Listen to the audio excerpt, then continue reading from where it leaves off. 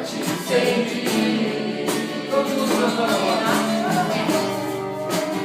Entra na minha casa, entra na minha vida, mexe com minha estrutura, para todas as feridas, me ensina a ter santidade. Quero amar somente a Ti, porque o Senhor é meu bem maior. Faz um milagre em mim. Entra na minha casa, entra na minha vida, mexe com minha estrutura, sara todas as feridas, me ensina a ter santidade. Da zona da cidade, usar todo o seu dinheiro de rapaz trabalhador. E conhecia muita gente interessante, até o neto bastardo do seu bisavô. O peruano que vivia na Bolívia e muitas coisas fazia de lá. Seu nome era Pablo, ele dizia: o negócio iria começar. E o jogo nós entramos no verá. Trabalhava, mas o dinheiro não dava pra ele se alimentar.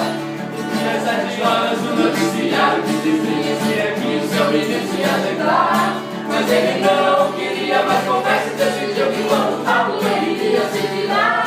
Elaborou mais uma vez o plano santo, sem ser crucificado, a plantação foi começar. E logo, da cidade souberam da novidade, tem bagulho, boy! E de longe Santo Cristo ficou rico e acabou com todos os traficantes dali.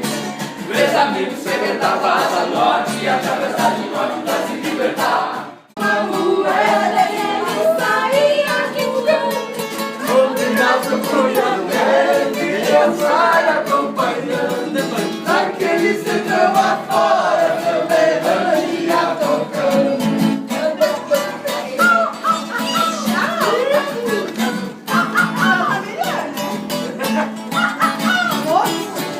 Vamos fechar agora pedindo uma gaúcha, então vamos ir. Eu quero é roubo. Não, ajoelha e chora, ajoelha e chora. Quanto mais eu faço laço, quanto mais ela me adora.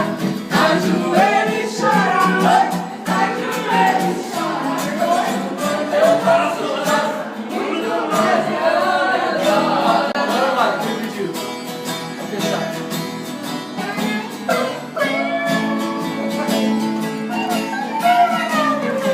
Essa é boa, né?